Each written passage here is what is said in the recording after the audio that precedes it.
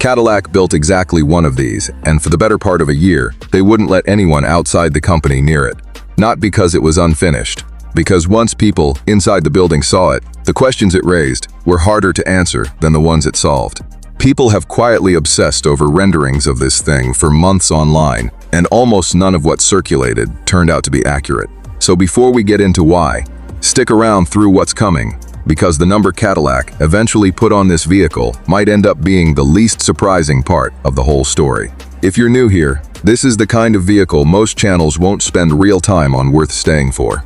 Start with the outside, because that's clearly where the design team spent the most time arguing with each other. The front fascia carries a full-width vertical grille.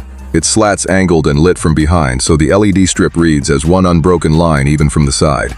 Above the windshield sits a running light bar the length of a small sedan's hood, mounted flush rather than bolted on as an afterthought.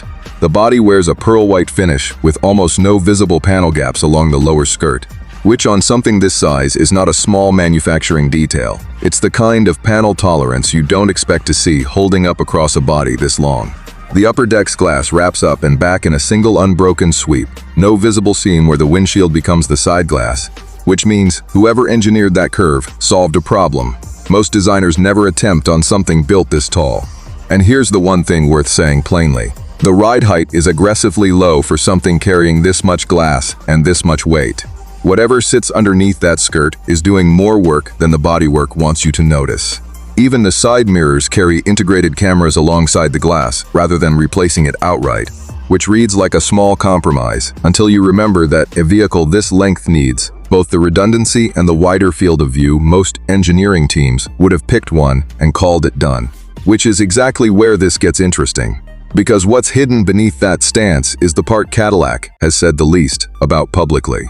The chassis carries 3 axles, with both rear axles driven, which on paper reads like a heavy-duty spec sheet, and in practice explains how something this size pulls away from a stop without the body roll you'd expect. Cadillac has quoted a combined output north of 800 horsepower across the drive motors, with torque delivery tuned to build gradually rather than land all at once, a deliberate choice, since a wall of instant torque in something this tall would be uncomfortable for anyone standing on the upper deck. Range sits at roughly 310 miles on a full charge, a real, unrounded number, not a marketing estimate, but it's not going to make headlines on its own. And it's worth saying clearly, there's no onboard generator as a backup. If the battery runs low somewhere without a charger nearby, there's no mechanical fallback bolted in to save the trip. That's a real limitation, not a footnote. What Cadillac has talked about more openly is the active air suspension, which reads the road surface roughly 1,000 times a second and adjusts each corner independently, which matters more here than almost anywhere else, because the upper deck amplifies every bit of motion the chassis doesn't cancel first. Here's a number worth remembering, because it comes back later. 14. That's the total planned production run.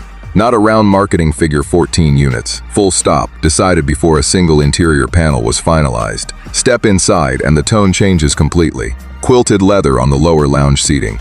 Brushed titanium trim running along the stair rail up to the second level. Motorized blackout shades on every window. Sync to close in under 4 seconds. Hand-finished wood veneer paneling along the galley, and then, in the middle of all that restraint, a detail nobody expects on a first walkthrough. The stair treads leading to the upper deck are heated, individually, because someone on the design team apparently pointed out that climbing stairs in socks on a cold morning was the one detail that would ruin the whole experience for anyone actually living in this thing. Looking at this, it feels less like stepping into a vehicle and more like walking into a boutique hotel suite that just happens to be capable of changing its own zip code. The upper deck lounge seats 6 around a fixed table, with ceiling height tall enough that nobody over 6 feet has to duck, which, given the roofline, is a harder engineering problem than it sounds. Down the hall, the bathroom trades a standard shower stall for a wet room finished in honed limestone tile, heated from below, with a skylight cut directly into the roofline above it, the kind of detail that has nothing to do with performance and everything to do with someone on the design team, refusing to let this feel like a vehicle at all. 14 units.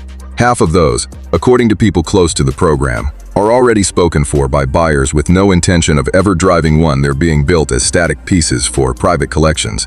Never plated, never registered. The tech underneath the lounge floor is where things turn genuinely unusual.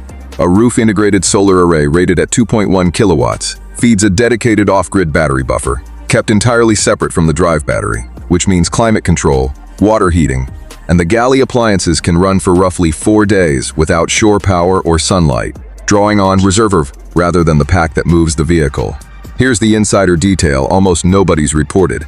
That buffer system wasn't originally designed for this at all. It's adapted from a cold weather testing rig Cadillac's own engineers use in validation labs. Repurposed here because nothing off the shelf matched the redundancy the design brief demanded.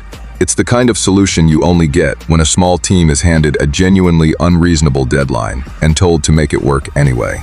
The climate system reportedly learns occupancy patterns over the first several weeks of ownership, quietly preconditioning whichever zone gets used most at a given hour, rather than waiting to be told a detail. Cadillac hasn't marketed at all, which is usually a sign it was built for the engineer's own satisfaction rather than a keynote slide. None of that, not the suspension, not the solar buffer, not the heated stairs, is the detail that made people stop scrolling when the number finally leaked. Reports have put the price at a figure that, going strictly by what's circulated and not confirmed on any window sticker, sits closer to a listing you'd find through Sotheby's International Realty than anything with a price typically printed on paper. If accurate, that places it well outside impulse territory and further into the kind of purchase discussed with a family office before it's discussed with anyone else. Who this is actually built for isn't much of a mystery once you sit with the spec sheet for a minute. Someone who already owns the second home, already owns the private hangar space, and wants the 30-hour distance between the two to feel less like a compromise and more like an extension of the same address.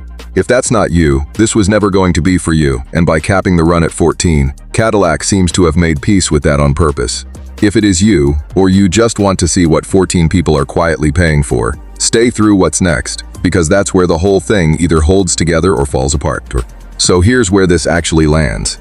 Strip away the heated stairs, the solar buffer, the 3-axle stance, and what's left is a vehicle capped at 14 units before the interior was even finalized. More than half already claimed by buyers who will never drive them closer to a piece of moving real estate that happens to also carry a license plate.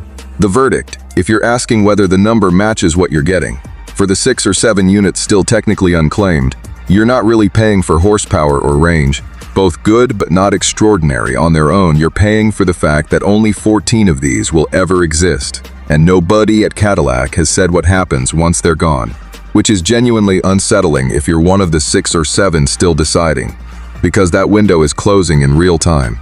If you were one of the 14, would you actually drive it or let it sit, the way half the buyers already plan to? Tell me where you land in the comments, because so far the answers have split almost exactly down the middle. And if you want to see the 1-unit Cadillac did let cameras near, from the inside out, that walkthrough is coming next.